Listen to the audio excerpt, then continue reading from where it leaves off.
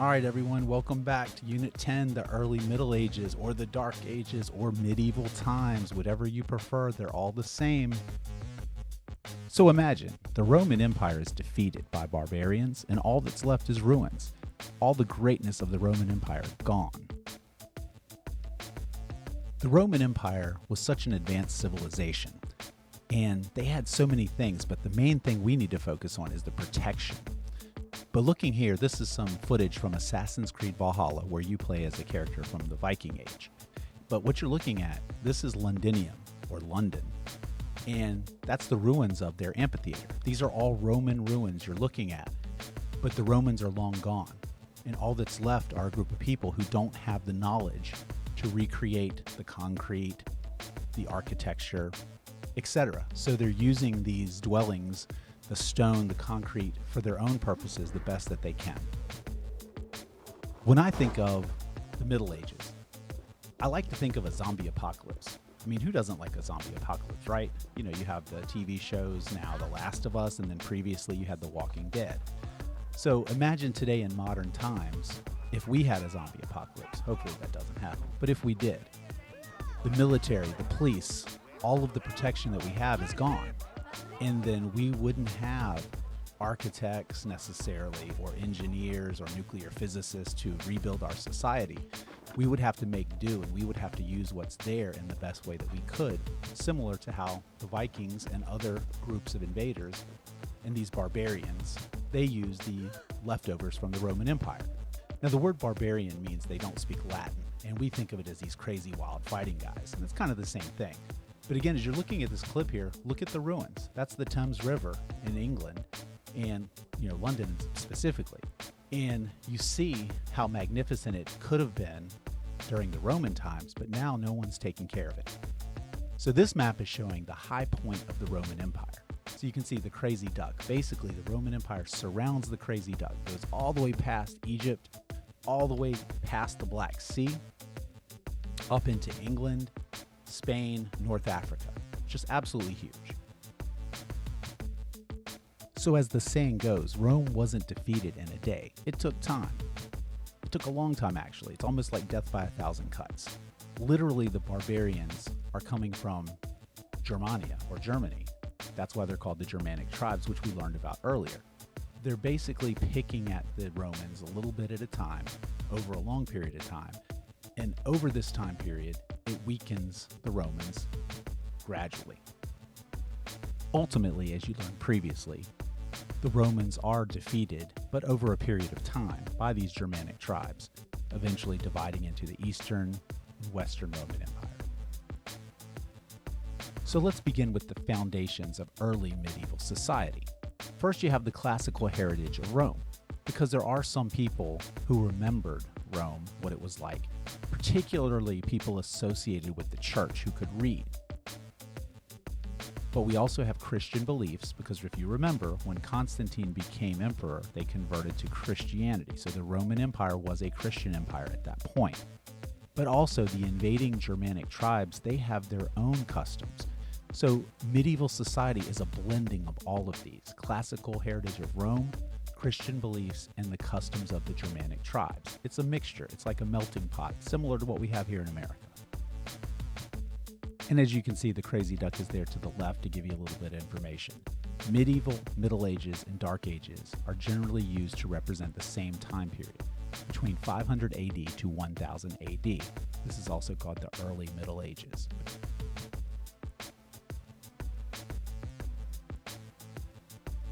So some of you might not like the next couple of images coming up, but hey, we got to do it. So first, these are locations you need to know. When we're talking about Scandinavia, first and foremost, we're talking about the Vikings. They're an invader group.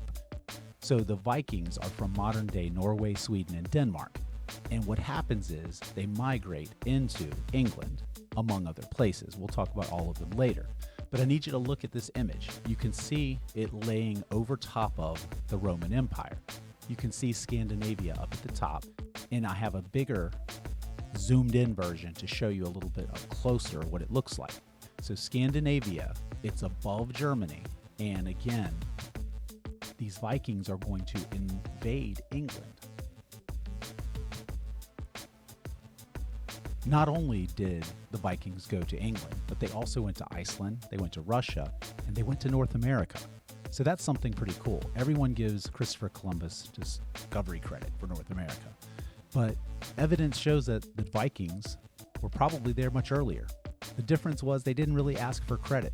They didn't go reporting it to newspapers, media, printing, things like that. They just were there, and then they were gone.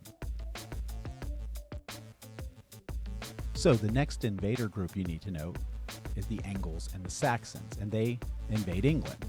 So if you look at the map, the insert over to the right, you see Jutes, and then below that the Angles, and then the Saxons. They're going all the way over to England. Now, that's where we get the term Anglo-Saxon, and also the term Angland or England.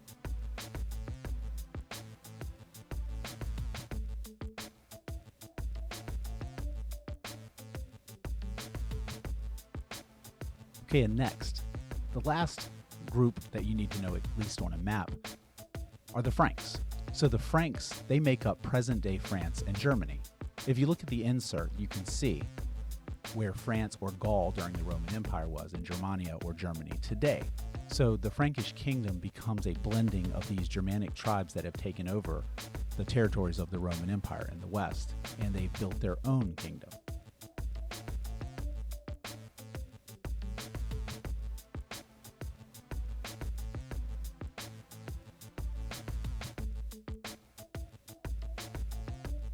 So continuing on with the Franks, there's two things you really need to focus on. First, the Frankish kings used military power to expand their territory.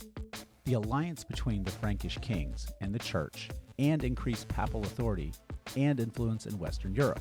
And when you see that word papal, that's the Pope. Remember, the Pope is the leader of the Catholic Church or the Western Church. And as the Crazy Duck's saying there, the Patriarch is the leader of the Greek Orthodox Church or the Eastern Church. So the Franks are very tightly knit with the Catholic Church or the Western Church. Just to give you a little more context, when the Roman Empire existed, the Roman Emperor is the highest authority. The Pope is there, but he is not as powerful as the Roman Emperor.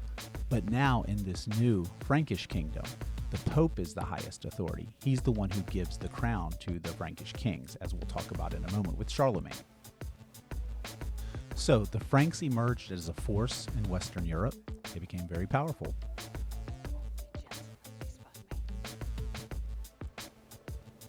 The Pope crowned Charlemagne emperor. What does that say about the Pope's power? Obviously, he's higher up than Charlemagne, right? Because he's giving him the crown. The power of the church was established in political life. Now, this is important because think about America. The church is separate from politics, from government, but not there. So classical Roman Latin was revived as a language of scholars. However, Latin disappeared in everyday use and was replaced by French, Italian, Spanish, and other languages. Most of Western Europe is included in this new empire. And so as you can see, I've highlighted this one with little asterisks.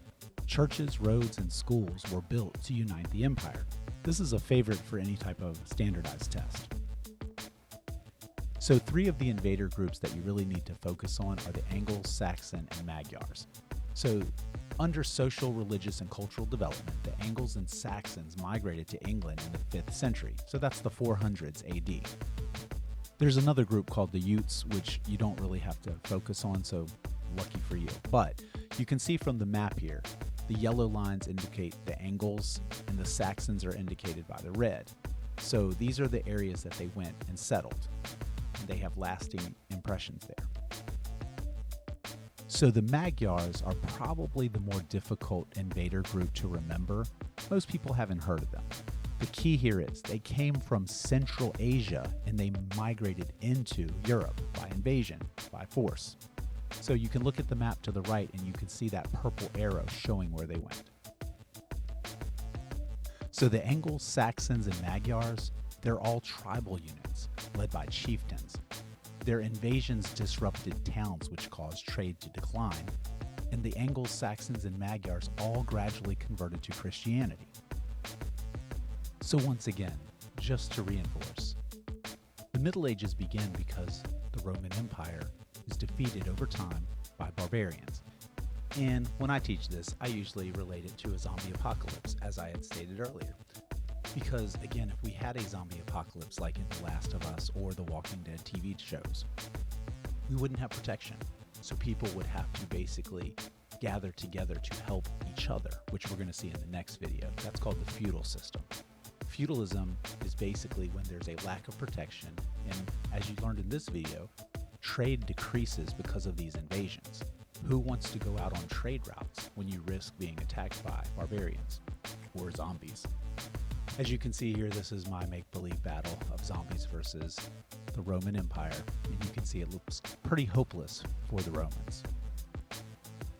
And while the real barbarian invasions didn't happen this quickly, it happened over hundreds of years, and it steadily picked away at the Roman Empire and weakened them until they couldn't protect anyone anymore. And just like in modern society, if we had some type of event like this, we would have to help each other. So this unit happens to be one of the two units that most students struggle with.